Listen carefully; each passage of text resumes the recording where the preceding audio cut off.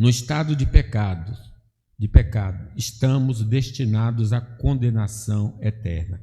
Diz aí no final do versículo 2: e éramos, por natureza, filhos da ira, como também os demais, sem comunhão com Deus, escravo dos pensamentos e comportamentos mundanos, escravo do diabo, escravo da carne e destinado ao inferno. A universalidade da perdição humana está claro na carta de Paulo.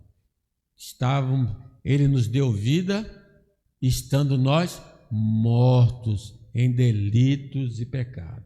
Paulo, em outra carta, ele enfatiza também isso, sabendo que tudo que a lei diz, aos que vivem na lei o diz, para que se cale toda a boca e todo homem seja culpável perante Deus, visto que ninguém será justificado diante dele por obras da lei, em razão que pela lei vem um pleno conhecimento do pecado. Essa era a nossa condição em Adão, perdidos. Nossa condição de perdição começa ao entrarmos no mundo. Assim que saímos do ventre de nossa mãe, já nascemos perdidos. Não era inocente não, criancinha, um anjinho, não, descendente de Adão. Já nascemos condenados por sermos descendentes de Adão.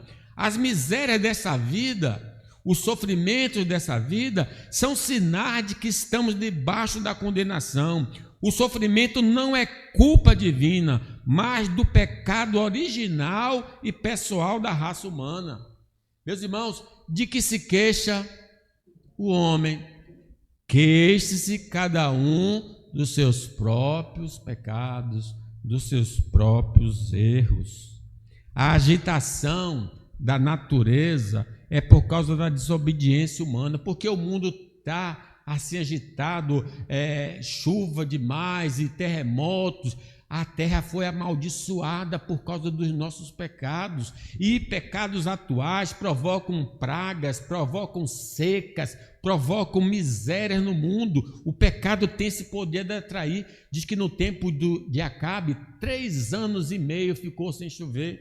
No tempo de Joel, houve 4 tipos de gafanhoto invadindo a terra, e houve seca também naquele lugar. As doenças e a morte física estão presentes na existência humana unicamente por causa da transgressão.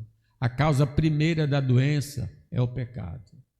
A causa primeira da morte é o pecado, porque o salário do pecado é a morte. A morte física, a morte espiritual e a morte eterna. O sofrimento eterno nos está destinados porque não guardamos o mandamento do Senhor, e então nós vamos ser condenados por causa disso. Diz a palavra de Deus: então a morte e o inferno foram lançados para dentro do lago de fogo. Esta é a segunda morte, o lago de fogo. E se alguém não foi achado inscrito no livro da vida, esse foi lançado para dentro do lago de fogo. Em Adão, nós não estamos inscritos no livro da vida. Nós só poderemos estar inscritos no livro da vida em Cristo, porque quem invocar o nome do Senhor será salvo. O pecado que cometemos é contra o Deus eterno, e por isso a sentença não terá fim. Se eu cometo um pecado contra o Deus eterno, a minha punição será eterna. O pecado pode ser até atrativo, mas o seu fim é muito amargoso. Davi que o diga, né?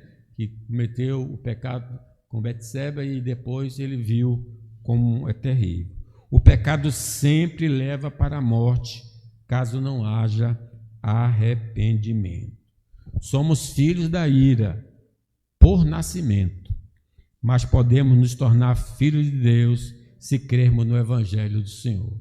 Veio para os seus e os seus não receberam, mas a todos quanto receberam, deu-lhes o poder de serem feitos filhos de Deus, a saber, os que creem no seu nome.